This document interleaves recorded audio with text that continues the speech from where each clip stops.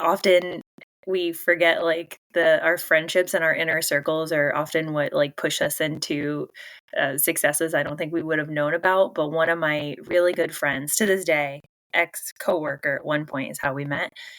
I spend money now fairly freely. It feels really good, and I don't regret spending money on my friends or the people I love or myself anymore, which is nice. Welcome, millionaires and future millionaires.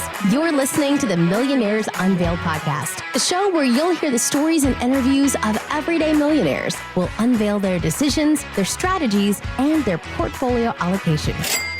Now to your host, Jace Mattinson.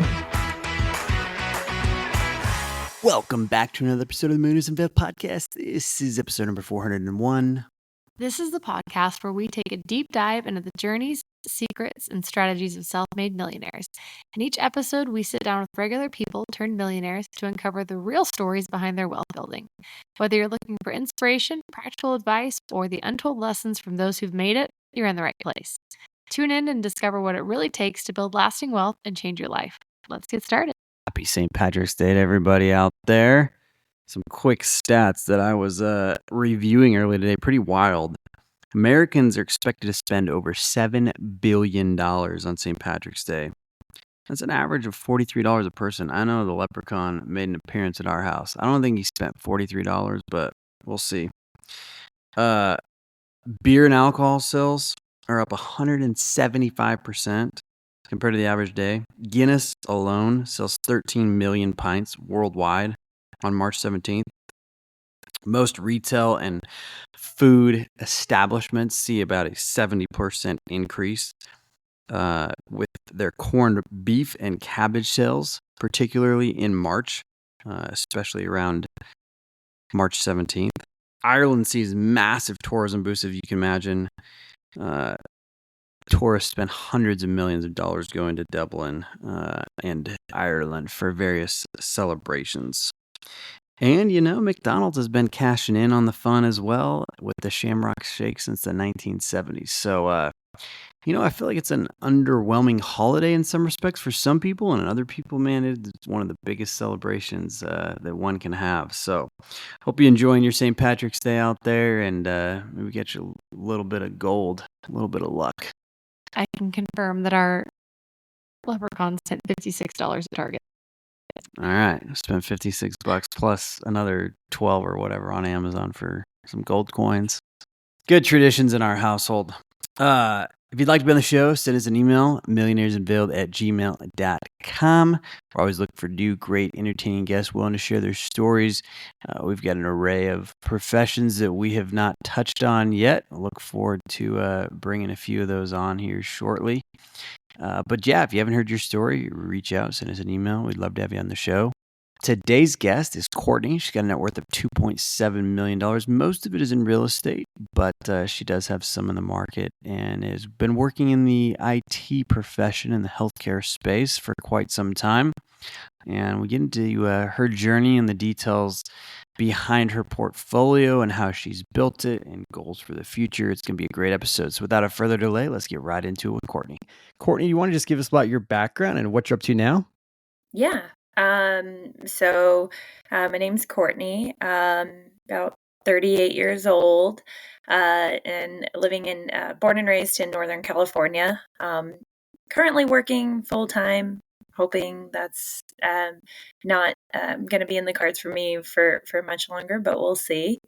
I live with my partner, who also works full time, and we have been, investing in real estate, and the stock market really, for about 13, 14 years. So Awesome. And I can't wait to get into the journey that you've been on the last 13, 14 years. But before we do, what's your net worth today?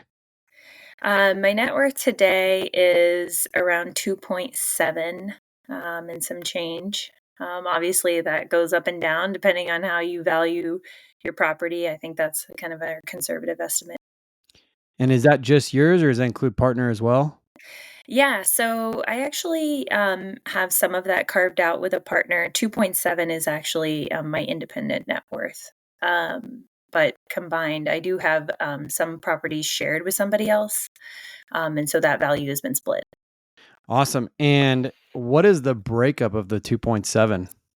Yeah, so most of that is in real estate, but we have about a half of a million in the stock portfolios. So between IRAs and brokerage accounts and our retirement accounts, is about 500,000, and then the rest of it is in all of our real estate holdings right now. And is that single family or multifamily, or what's kind of the breakup there on the real estate piece exactly? Yeah, I really started out in the single family arena when I first started getting going, and then my one of my more recent purchases was a duplex. Could never seem to find that perfect triplex or quad that a lot of folks often move into after single family. So majority of them are single family and one duplex. And how many doors total now? I have 10 doors now. I had to think about that for a second. Yeah, 10 doors now with the new purchase included. Nice. And are all those local, or are they spread out, or what's kind of the Um, geographic footprint? so I started out just in my own neck of the woods, and where I'm from was the town I started out in. But as prices obviously increased with time, that became less and less feasible. So we did start looking out of state in around 2016, 2017. And so a lot of the portfolio now is out of state and predominantly in Michigan. I did dabble around in Indianapolis for a little while, but I'm no longer in that market. Why did you choose Michigan? I get that question all the time. I chose Michigan by fluke, actually. And really, I think often we forget like our friendships and our inner circles are often what like push us into successes I don't think we would have known about. But one of my really good friends to this day, ex coworker at one point is how we met, kind of casually mentioned at work one day. We were hanging out and she was like, "Yeah, have you ever heard of where I'm from, like in Michigan?" And then I was like, "No, I've never heard of that city." She was like, "It's starting to get really cute. Every time I go home for Christmas, there's like a lot of events happening. They're opening up all these businesses." And so kind of piqued my interest. And she had known that I've been investing in real estate for a while and wanting to dabble herself. So we thought, well, what better way to get her into the door than investing in a town that she's most familiar with? And so we went 50-50 on a couple of properties together out there, which then led me to meet a whole lot of other people in the investing arena in Michigan. And I'll just let you know it's in Grand Rapids. But yeah, from there, met young female entrepreneurs out there trying to get into the investing world and kind of built my network in and around Grand Rapids. And if you're familiar with, real estate investing in general, you know, for us, your network is everything. And so once you sort of establish that, you're able to scale a whole lot better. So starting in another network or in another area of the country can be kind of challenging because you're also rebuilding a network essentially at the same time. Which I was, once I had worked hard to establish what I have in Michigan, it's working just fine for me, and I don't have any intentions to leave. So I do continue to invest there for that reason. And how often do you go visit the properties? You're Yeah. still you living on the West Coast still? Yep. I'm still living on the West Coast. I've gone out 3 times since my first purchase, which was 8 years ago or 7 years ago. So I don't go that often. In fact, the newest purchase I have, I haven't seen it yet myself. But this goes back to why that network is so important in your team, being really, really crucial to your success. And talk to us a little bit about that team and assembling the team. You shared a little bit before we started recording that you've kind of Yeah, got to a point where the scalability now has put a little pressure off you. Talk to us a little bit about that. yeah. Yeah, so when I went out there the first time, and when we started looking at properties the first time, we immediately started like looking for people to assist us, and that's really from everything from the basics like finding a real estate agent, finding a good lender, community, reaching out to the community via whatever chat groups and forums that we can find, particularly those that were on bigger pockets, kind of getting a lay of the land in terms of where we wanted to invest. And then once we started connecting with people that were living in the area, from the area, also investing themselves, it really sort of took off from there. So my property manager, really well networked in the area, started also sending us leads for other properties and really helped us in finding, the right tenants that we were looking for, really helped us in connecting us to local handymen and repairmen and all the fun things that come with owning real estate. And then that's basically led us to basically have a portfolio that's well managed and really all from my cell phone or my email, coordinating with those folks to help out wherever they can. What that also means, though, is that my profits are probably not as high as they would be if they were, like, say, in my backyard and I was physically here managing them. But to me, the peace of mind and having that team boots on the ground, as they call it, is really everything. And have you been working with them since the beginning then? Yeah, I mean, we've all evolved, right? So the folks that I was working with in the very beginning, a lot of them ended up starting their own, real estate investing journey, and taking off and scaling their own businesses, whether that be in property management or agency or, in lending. So although we may stay in touch, that I may not be working with them as much on my actual real estate portfolio, but everybody sort of stays in the picture and we all, are continue to be resources to one another in whatever way we can. As of late, the folks that I often are working with now are actually friends of mine whom I've connected to the Grand Rapids community, and kind of discussed my investing journey, and whom also then went and purchased property out there. Some of them actually like house hacking and moving to Grand Rapids and living in there and scaling their portfolio. So now the faces might be a little bit different than when I first started, but it's a constant evolution, right? So everybody's kind of coming in and out of the industry and growing their business. So What was it about real estate, 8 plus years ago that yeah. attracted you to that asset class? Yeah, so I grew up in the East Bay area, predominantly like the most like affordable area of the Bay Area, if that makes any sense. So they basically I started out in my hometown, and I think I was just turning 24 years old at the time, and this was in 2010, I think. Yeah, it's about 2009, 2010. So things were not looking well for the state of the country at that time. And I, had just finished undergrad and I'm like trying to figure out what I want to do. Grad school was always, something I had toyed around with. And, I went as far as applying and looking at programs and then doing the math and just realizing like, this is wild. I'm going to have to take out loans. I'm definitely not going to be able to afford all of grad school. Started doing like kind of an ROI analysis on like potential jobs as a result of that degree and thinking, oh, is this really like going to be worth it for the areas I'm willing to work in? And I had a little tiny lump of money that tragically I had when I got hit by a car at 6 years old. And of course, that money was invested and then almost completely obliterated around 2009, 2010. And my dad goes, "This is all you have. It's about 10,000 bucks. You know, you can go to grad school with it. It might take you 3 months into that program, and then you run out, and that's on you." He was like, or why don't you just buy yourself a place to live? And I said, no, no, no, no. Buying a house is way too expensive. Who's going to do that? And especially not in my hometown. I don't want to be tied here. But then we started looking at the math, and my dad sort of broke down like the numbers. He introduced me to a lender, and I talked to her, and she's like, "So this is the way it works. Here's the down payment. here's what your payment's going to be monthly. I looked at that number and I just couldn't even believe like what I was seeing. It would have been half of what I was paying in rent to own a house.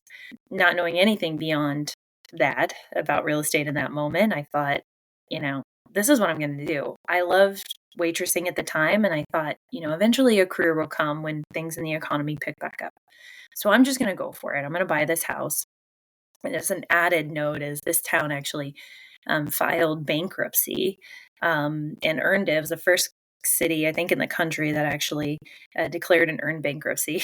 So the town was really struggling, and houses were cheaper than most already were at that point in time. So I was very fortunate to kind of be there, although I didn't see it quite as the way my dad had seen it at the time. I figured this is just cheap rent as far as I'm concerned. Let me just move in and see how this goes. And that's what sort of kicked off like my real estate bug. And then from there, I started learning like how I could scale this. We had a spare bedroom. I, rented out the other bedroom, which more than covered the entire mortgage. And then I started saving that money and thinking to myself, my goodness, the prices are still about the same, maybe a little bit further outside of my town. And this is now, 2012, 2013. And I'm like, I think I'm going to try and do this again. But this time I'm not going to move into it. So then I learned about, actually buying an investment property, 20% down, and learning that I might get a little bit higher interest and still playing with the numbers enough that I'm teaching myself exactly how this is going to look. And so again, bought a house in an area that was, using my air quotes, up and coming in Sacramento. And that allowed me to get my first sort of like tenant in there, which was really cool. And that's where it kind of took off, was that second property. Awesome. Thanks for sharing that. So, did you decide not to do grad school then? Yeah, I never went to grad school. I did get a career, and I do enjoy what I do for a living. I'm very fortunate in the career that I landed in, but I never did get a chance to go back to grad school. The properties just kept becoming more and more valuable, and the investing strategy just seemed to be, a better option for me. And what kind of career did you end up pursuing? I ended up getting into healthcare IT, essentially, informatics area. Yeah, which I really enjoy. And while you've been growing that career, has there been any desire at some point to kind of do real estate full time, or has that Yeah. just been a nice way to continue to grow and leverage your wealth? And I'm happy in my career and climbing the Yeah. ladder, so to speak. I mean, I see both of those as being accurate statements. So I enjoy my career. I really enjoy the real estate journey a lot. But I do have goals to get out of the full time, um, rigmarole. I mean, I think a lot of us, who have gotten to the point where we've kind of hustled so hard for so long, kind of see that as like the ultimate sort of dream. For me, I think I would like to stay working to some degree. I just think scaling it back at some point is definitely something that I aim to do. Tactically, I haven't figured out how to do that. I've heard other podcasts about folks trying to figure out, healthcare and, remote work for the hours they do work and all of the other challenges that come with that. But that is a goal of mine in the not so distant future. How did you land on putting, money in the market? I feel like a lot of real estate investors that we have on Mhm. typically go all in on real estate, but you've got quite a bit of a Yeah. portfolio inside the market. Talk to us a little bit about that. Yeah, I think I learned that right around the same time that I was buying my first house. So right after I got my first house, I was still waitressing, and then I landed a job at a nonprofit, making very little money, but it was full time, and I knew of benefits being like a really good thing to have, right? So I immediately started figuring out like, what do I have for benefits? What is a benefit? and got my health insurance and felt like a real adult. And then I realized, oh, there's also this retirement thing. And, I'm 24, so I better start saving for retirement. And figured out real quickly that this thing called matching. And so I started with this nominal amounts. I wasn't making a lot of money, but I did have the sort of like core understanding that if you start little, it will eventually add up to something. So I just basically started young and invested frequently all through my 20s, my late 20s, and well into my 30s now.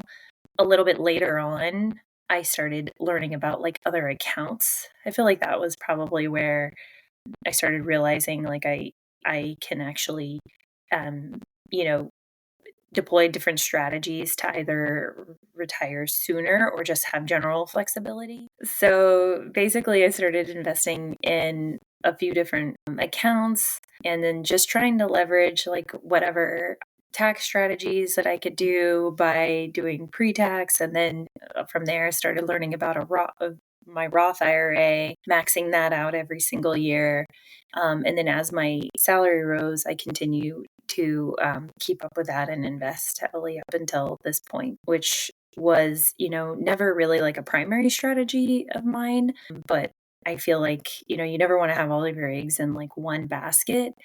So I really kind of made sure like not only is my retirement being paid into regularly, but that I'm doing both real estate and that. And then within real estate, a variety of different real estate options. Talk to us about the statement about not having all your eggs in one basket. Like what is Yeah. that, emotionally or mentally for you Yeah. to kind of have a little bit of that diversification? Yeah. So the way that I kind of look at it in terms of baskets is I do see what a lot of folks also see is like in the real estate investing community. It feels kind of like an all or nothing thing. I feel like most of my peers are really heavy in real estate, but just not even worrying about their retirement accounts. For me, it's just another avenue to deploy the same thing. I realize there are like strategies around like long term real estate where folks might say, year over year, the stock market actually might prove more beneficial. But for me, they're just two different avenues to achieve the exact same thing. And someone's always going to need a place to live, and the market's likely always going to rebound. But it's still an entirely separate bucket in my mind. I keep them completely separate, and I feel like it just helps protect me or shield some of my holdings. If one goes down, I do have the other. I just feel better positioned, and it is probably like more of an emotional thing because I think there's actual data that supports short term or investing in the stock market over the next 10 years is probably going to prove to be more beneficial than housing over the next 10 years. But again, that also comes down to your strategies and what you're doing in the real estate arena, because there's so many different things that you can do. So yeah, I don't know if I have like a straight answer for that. I just feel like I like to make sure both are I'm tackling both at the same time. Do you allocate one or the other in any certain form in terms of kind of, the breakup? Do you want to have a 25%, essentially exposure with the market or real estate? How do you think about that? Or do You know, you? your last podcast, or maybe it was last week. I think it was last week. I forgot the gentleman's name that was on there. I have the same idea as him. Basically, I'm trying to now figure out how I can get out of full-time work now, which means I need cash flow today. So at one point, if you would ask me 2 years ago, my strategy is like, well, you want to be really 50-50. You should really like have, half of your portfolio in the stock market and the other half in real estate.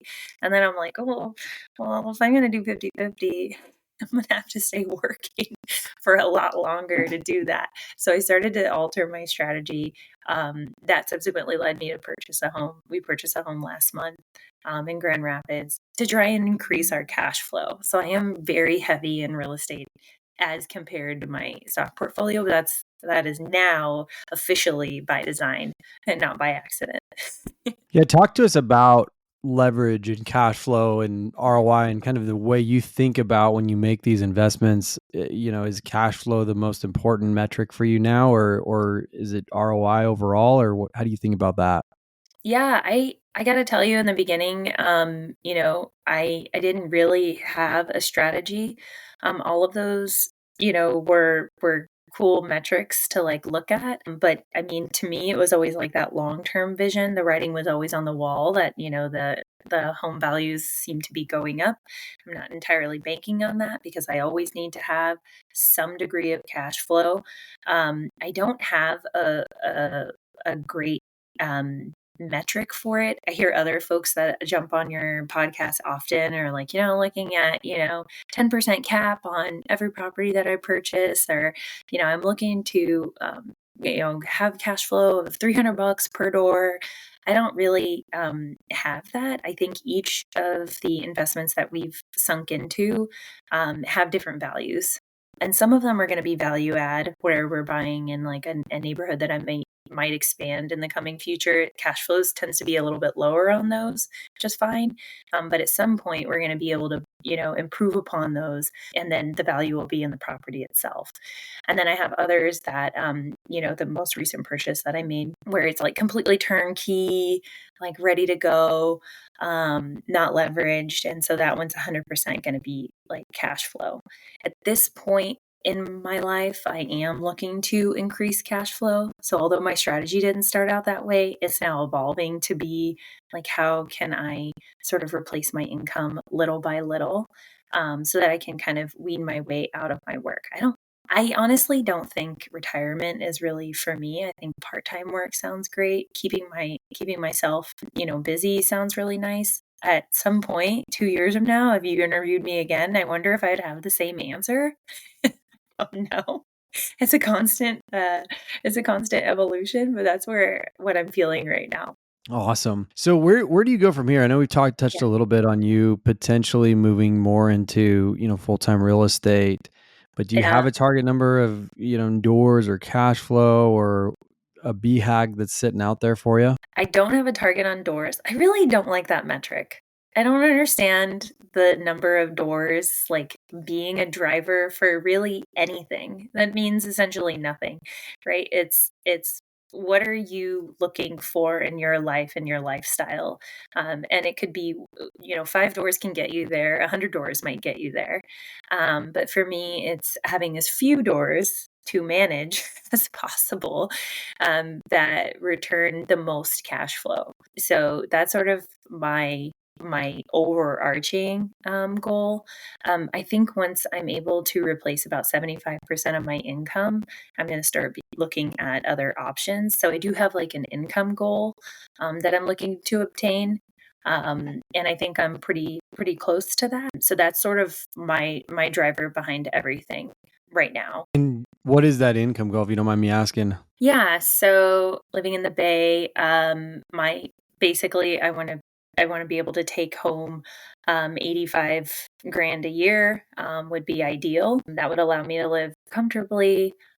We have pretty big travel plans, and generally are pretty flexible. We don't have children, and that's not in the cards for us. So we're looking at spending a lot of time outside of the country. And what we do today, that helps offset our costs too, is we also, rent out our part of our home when we do leave on extended trips, which is kind of a fun hobby for us. We're heavy into like the Airbnb life as both tourists and hosts. So that's something we also continue to want to do in the future. And so the income goal is kind of based on that strategy, that we'll probably continue to do all the same things that we're doing today, and really don't have a lot of plans for, lifestyle creep or anything like that. So that's the target right now. And does your partner have a similar type kind of goal and flexibility to kind of step away from full-time work and whatnot? Yeah, I think he likes the idea of leaving work permanently. I think for him, he's still sort of wrapping his mind around like if that's even possible. I think we talk about it in theory. I'm probably the one that's more of like a look what all we can do, and showing all the numbers, and he's like, that sounds great. Sign me up. Where do we.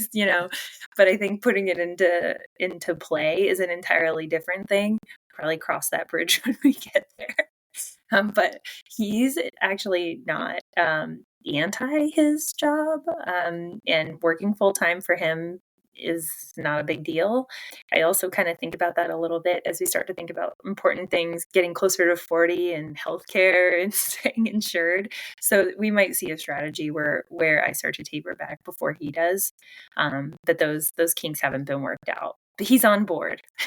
Yeah, I bet that's an interesting dynamic when you've got one that is Yeah, kind of down this path, maybe one's not, but you're on board, but you're not, but you kind of have to navigate. I mean, I'm sure tons of people go through that kind of scenario in their life where they're trying to figure out, how do we do this together? Does one want yeah, something more than the other? And it's not just, financial security or whatever. It might just be like redoing the kitchen bathroom or something, exactly. kitchen or bathroom. Yeah, you have to make sure your goals are definitely aligned. I think, a lot of people really, I guess I'll speak for myself and for my relationship, you really don't know what's possible until you get closer. So that whole like cheesy line of like dream big, definitely do it. Because if you do think these things through like early on, you'll probably have a better idea if that long-term vision is something you guys share in common. That's definitely something that, for us, I don't think we ever imagined like getting to the point that we're at right now. So in the beginning, it wasn't like, hey, what do you think about like retiring in like 10 years when we're like 40 years old? That was never like in the cards. But slowly with time, it has started to become something that we can actually, entertain. And I think in the beginning, it was like, yeah, that sounds great. Like, I'd love to not work. But when you gotta start having some serious conversations about it, there's like money beliefs and fears and things that you really need to work through, to understand what sort of lifestyle you want to have. And I think in reality, we're really flexible with our these major lifestyle choices. I do enjoy my job. He enjoys his. But I think the idea that we might want to take this risk and see what else is out there and kind of explore, kind of focusing on the real estate portfolio as a primary, is a goal that we both share. So, but I think these are things that just are always going to take like a lot of time and a lot of discussion, and both of us not really knowing like what that's going to look like. It keeps things interesting, that's for sure. So That's awesome. Well, let's wrap up with some rapid fire questions. What's the most expensive pair of shoes that you purchased? maybe a pair of Allbirds, I think. A little over $100, 115 bucks. Okay. What about the most expensive meal out that you paid for? Maybe Father's Day. Tend to go big when I'm treating others for special events. So maybe Father's Day, $350, $400. Okay. What about the most expensive car? Oh, I'm still driving my most expensive car, my 2012 Honda Civic. She's the tough girl. 202,000 miles, but I'm gonna have her for the next 20 years, I'm sure. I think I paid 23,000 for her back in 2011. It's kind of funny. We have two cars. My boyfriend has a 2000 Forerunner with a little over 200,000 miles on it as well. And right now the joke is like whose car is going to last the longest. And so far I'm feeling more confident in the Civic than the Forerunner, but it's still a contestable subject. So That's great. Did you buy that brand new, the Honda Civic?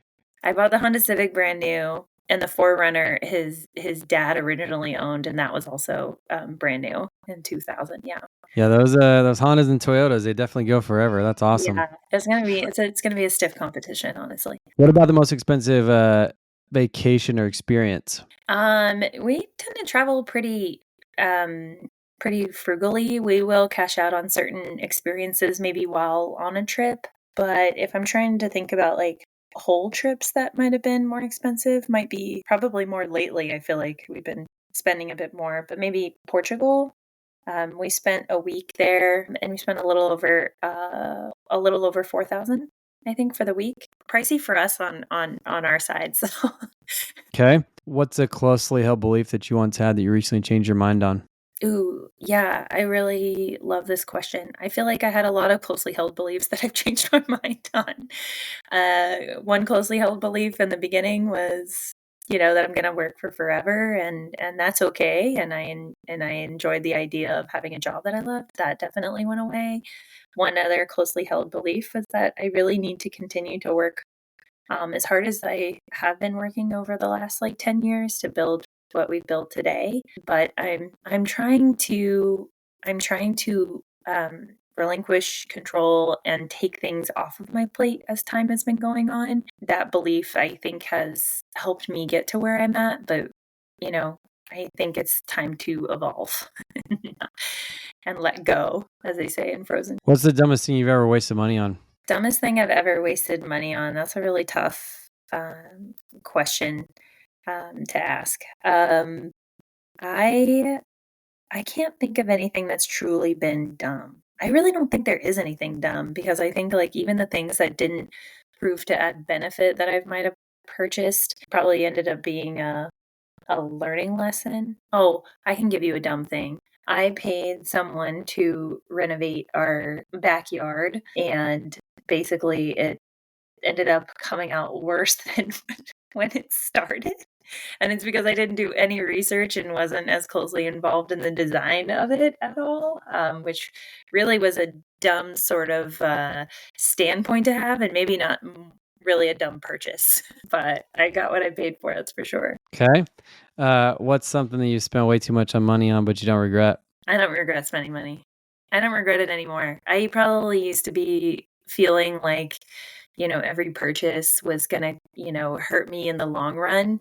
That goes with that whole letting go category that I've been kind of focusing on.